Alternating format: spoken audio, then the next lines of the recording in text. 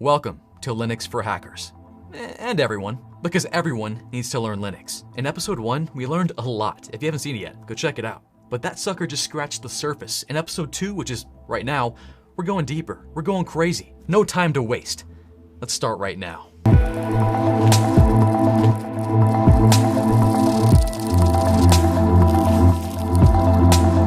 Now, just like episode 1 in the series, you're getting a free Linux lab to play with right now. All thanks to my sponsor, Hack the Box Academy. So if you haven't already signed up, link below. I walk you through it in episode 1, so go check that out. And before we get started, have you hacked the YouTube algorithm today? Like this video, subscribe, comment, notification bell. Let's hack YouTube today. Ethically, of course. Anyways, yeah, let's get started. All right, before we get started, we'll need two things. First, coffee. Check, got it. Next, we'll need our lab, our Linux lab, free from Hack the Box Academy. Go ahead and get logged in right here. And then we'll jump back into our Linux Fundamentals course and launch our home box here at the very bottom. Go ahead and click on Start Instance. Boom. Now, if you have no idea what I'm talking about here, like what free Linux lab, go back to episode 1. I show you how to set this up. Anyways, let's keep going. And then we'll click Interact to launch our Linux box in the browser, which is crazy. Still so cool to me. Anyways, let's go. Now in episode 1, we covered that you don't experience Linux like this. No. We're gonna launch our Linux terminal right here. Go ahead and do that. It's that green or yellow icon right there. Ah, we're home. Yes. Now real quick, who am I? Go ahead and type that in real quick. Who am I? No spaces, just type that in, hit enter. That's our first command today. Just a quick little fun command that tells us who we are logged in as, and I'm user86527. Who are you? Comment below. Just in case in Linux you ever have an identity crisis, you're like, man, who am I? You can find out real quick. Moving on. So last time, in episode 1, we learned a few things, like, hey, ls, our list command, will tell us all the stuff in our current working directory. We also learned cd. We can change directories to something else where we're not, like cd desktop. Now we're in desktop. If I type in pwd, it'll also tell me where I am. I'm in desktop, because we just went there. And we even saw that if we type in cd space ... it'll take us back. So now we're back where we started. But if we keep going, cd ... cd ... we go back and back and back until we can't go back anymore, which is where we're at right now, / the root. If I type in pwd, that's where we are. The root of the file system. That's where it all starts, and that's where we're starting our video today. And I'm gonna clear my screen real quick just by typing in clear. Hey, another command. Just type in clear, it'll clear your terminal. So it's nice and clean, like a dry erase board. Clear. Now what's here? What's at the root of the file system? Let's see. Go ahead and type in ls right now. ls. Ooh, a bunch of stuff. Let's find out what it is. But before we do that, I wanna get one big idea across to you real quick. This will help you understand things as we go forward. Everything, and I mean everything, and Linux is a file. Literally everything. Like configuration, like your network settings. Things like your IP address and all that interface stuff.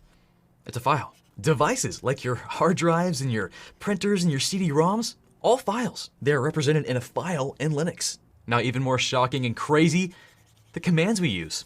They're also files. ls and all the commands we just learned, they're files. What, you don't believe me? Let me show you. Let's jump in there.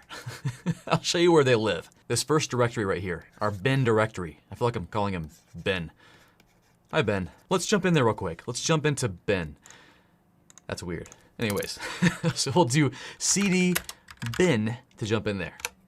And we're there. By the way, bin stands for binaries. You know, computer speak.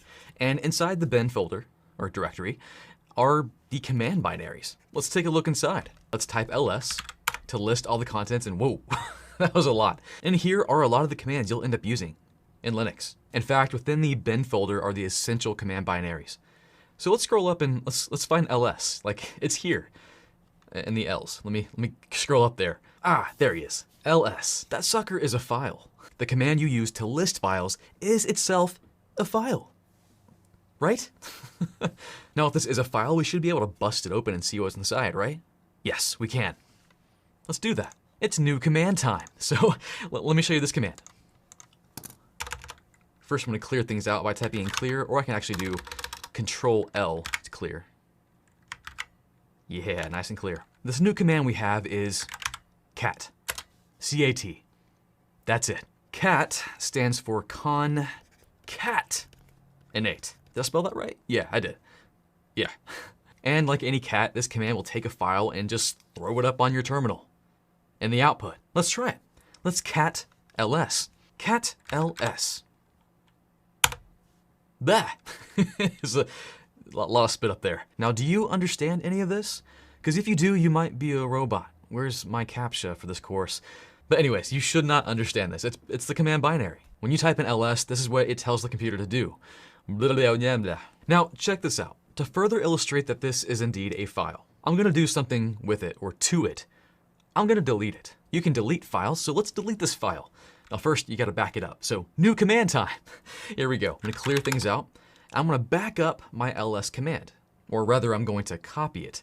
So here we go, new command, cp. cp stands for copy, and that's pretty much what it means. No further explanation needed. So after cp, we'll reference the file we want to copy, so ls, space, and then the file we want to copy it to. I'll name it, I don't know, network chuck. You can name it whatever you want. Ah, can't do it, permission denied. How do we fix that?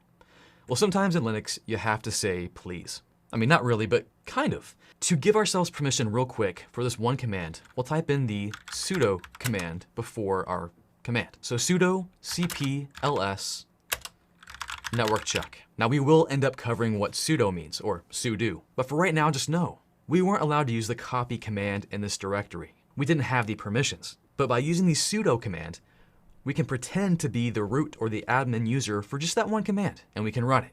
So let's try it out. Totally worked. So here's what we did. We have the ls command still there, but we also have a new command. It's just network chuck. It's because we copied the binary contents of ls to a new file named network chuck. And if we try to use that command, what do you think will happen? Let's try it out. Network chuck. It's the ls command. That's kind of cool, right? Anyways, let's delete the ls command. We can do that. Let me clear my screen once more. New command time. The command will be rm. Very simple two-letter commands right now. Rm stands for remove. And much like the copy command, no explanation necessary. It removes crap. It removes stuff. So I'll say remove ls. Now, as you may imagine, we'll also need sudo permissions to remove this. So I'll go to the beginning of my command and type in sudo. So sudo rm ls, and it's going to go away. Say bye. It's gone. So now, what do you think will happen if we type in ls? Let's try it. ls. Nope, it's gone. But not a big deal. Like, we still have network chuck, don't we? It still does the same thing, so we're good. But for real, to return it back to normal, all we gotta do is sudo copy once more, just cp, right? We want to copy the contents of network chuck to a new file named ls. So now if we type in ls once more, we're back, we're good. Now let's talk about Ben again. Ben, he's got all the essential command binaries, like we talked about. Things like the commands we just learned, cp, copy, rm, remove, and even cat, there he is. Which also means we can cat. Let's try it out. Cat. And we just catted cat. Anyways, let's move on. So I'm gonna cd ... or cd / to get back to our root. Let's clear things out once more, and let's list the contents once more of root. So we talked about Ben, the Ben directory. He's awesome, but there's also another one over here called sben, or I like to refer to it as Super Ben, Ben with a cape on. Now Super Ben is just like Ben, but he's a bit more special. You see, Super Ben has special commands that only administrators would use to administer the system. Let me show you. Let's jump into Super Ben. So cd sben. And if we ls inside Super Ben, or list as contents, we'll see some cool commands. Some top secret commands that only admins can use. We'll take a look at one and actually use it real quick. Let me scroll to the top here. Here we go. Add user. What do you think that does? Wild guess. It's gonna add ourselves a user. So let's do that real quick. Gonna clear my screen, and we'll do sudo, because this is a special command. We'll need please. Please add user, and then the username. Now, this is new command time. I forgot to say it. New command time. I'm gonna create Super Ben. I feel like he should have a presence right now. So sudo add user Super Ben, and it's creating. We'll give a password to Super Ben. Give him a full name, Super Ben. Skip the rest of the stuff. Super Ben is alive. He's here. We added a user. But anyways, that's what you see in sben, Super Ben commands. Let's get back out of there. cd ... and clear my screen once more. Let's do ls and see what we're working with again.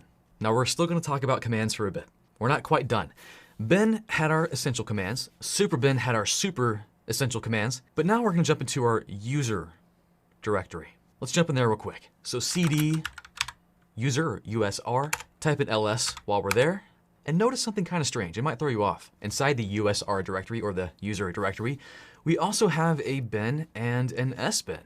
Huh? What's going on here? Something's up. Let's take a look inside. So we'll cd into bin, but inside the user directory. Let's ls that. Looks like a lot of the same things, doesn't it? Like, is there an ls here? Yep. So, same commands here. Let's jump back for a second, cd ... and then jump into sbin here inside the user directory. Let's ls that. Yep, seems to have the same commands here too. What's going on? It seems like we have some imposters here. Like, which one's the real one? Bin in root or bin in the user directory? The answer is both. They're both real. There's actually a pretty interesting history as to why we have two locations. I'm not going to talk about it here, but it all comes down to hard drive space. Look it up. But essentially, the bin and the superbin directories in the user directory are the same as the bin and sbin in the root directory. Now, bin and sbin in the user directory will typically have more commands there, but you will see a ton of overlap here. So that begs the question, when we use the ls command, are we using the command stored in bin or in user bin? We can actually find out. You want to try it? Let's try it out. New command time. Go ahead and clear your screen with me here. We're going to type in the command which. It's going to help us figure out which is it. Is it in bin or is it in user bin? So type in which and then right after that, ls. Hit enter. Ah, so it's the ls in user bin. If we which cat, it's also in user / bin. Which, if you didn't catch on what which is doing, I feel like I'm saying which too much. You can use which to find out where your command binaries live. So I can actually which that command I made earlier. Which network chuck. So that's pretty cool, and that's extremely handy. So anyways, let's get back to our user directory, cd ... Let's ls once more. So again, here in our user directory, we have bin and superbin, carbon copies, but a bit more power. We also have a local directory, which you can hardly see. Let me back up there. Our local directory, which similar to bin and superbin, will store command binaries. But it's here that you'll want to store the command binaries that you might create. Anyways, let's move on. The user directory also has some fun stuff like libraries that the command binaries will share. And apparently it has games. That's fun. So we're done with the user directory. Let's get out of there. cd ... Let's ls once more to see our root location here. Now real quick, speed route. Boot. What is that? Files your system needs to boot. Boot files. Self-explanatory. Let's move on. var will have things like log files and also web application related files. We'll talk more about that later. Temp or TMP. Temporary files. Files that go away after a system reboot or something. Another lib directory. More shared library files, specifically things your system needs to boot. Okay, speed round done. Some more stuff. Some more key directories here in the root. First, home. Home is where you live. Home is where we live. In fact, it's where every user lives on your system. Let's take a look inside. cd home. Now let's ls there real quick. Aha, two homes. One is our home, and then one, hey, superbin has a home too. If we cd into superbin and ls his stuff, ah, there's his house. All right, we're unwelcome here. Let's get out of here. Let's get back to our root. Now, every Linux system has a root user, but we didn't see a home for the root. Where does he live? Because he wasn't in this home, but you may have noticed that he's over here all by himself. He's special. He lives somewhere else where people can't bother him. He's kind of a recluse or a recluse. I don't know how to emphasize that. We can list the contents of root. Let's do a sudo because we'll need his special permissions to look inside his house. Sudo ls root, and we're looking inside the root directory. There's all his stuff. Anyways, let's keep moving. Now earlier I mentioned that even devices in our system are files. Hard drives, printers, CD-ROMs. You want to see them? They're right here in the dev directory. Dev stands for devices. Let's go take a look. We'll cd dev. Let's ls that sucker. Whoa, a lot of weird stuff going on. Now we could spend all day here, but we're not going to. We're going to look at one thing. VDA and VDA1. Those right now are our hard drives. They stand for virtual disks. On other Linux systems, you might see this listed as SDA or SDA1. And that's our hard drive. That's the disk. It's a file, which means we can cat that sucker. So let's do that. Now, this is going to be a little rough. It might scare you. And I'll show you how to stop it here in a second. But we're going to do this. We're going to cat our drive, cat VDA. And I believe we will need sudo permission, so I'll put a sudo here at the beginning. Ready for this? It's gonna blow up. Ah! And it's gonna keep going. Hurry, hit Control C and it stops. Yeah, whew. But yeah, that's all the binary and gobbledygook and all the stuff that your hard drive is. It's a stinking file, which is really cool and really weird, you know? But anyways, the dev directory, that's where devices live. Now I also mentioned that the settings of your Linux server or your Linux computer are files. Things like your network settings are stored inside a file. You wanna see it? Let's go see it real quick. These things are stored in the etc file, which stands for etc. Officially, I think. So you might hear it referred to as the etc file or directory, but people mainly call it in the Linux world the etc file, which was here first before etc.com. So they stole the idea. But let's jump in there real quick. Let's jump into our etc file. So we'll cd etc. You'll go here a lot because configuration files of your system are here, as well as some applications. They can throw some stuff in there too. If we ls the etc directory, a ton of stuff, almost too much stuff. But let's focus on one set of configurations. Let's focus on networking. So right here, we've got our network directory. Let's jump in there. cd network. Let's ls the network directory. And we got a few things going on here, but the thing I want you to see is the interfaces file. Let's take a look at that. Let's cat that sucker. Cat interfaces. We need to say please, sudo cat interfaces. There we go. Here in a file are your network interfaces and their assigned IP addresses. This is where they're configured. Pretty cool. And if you wanted to change your network settings, you would often go into this file and just change it here. Now things do work differently on some Linux systems nowadays, but this was a common way to do it and is still the common way to do it on some systems.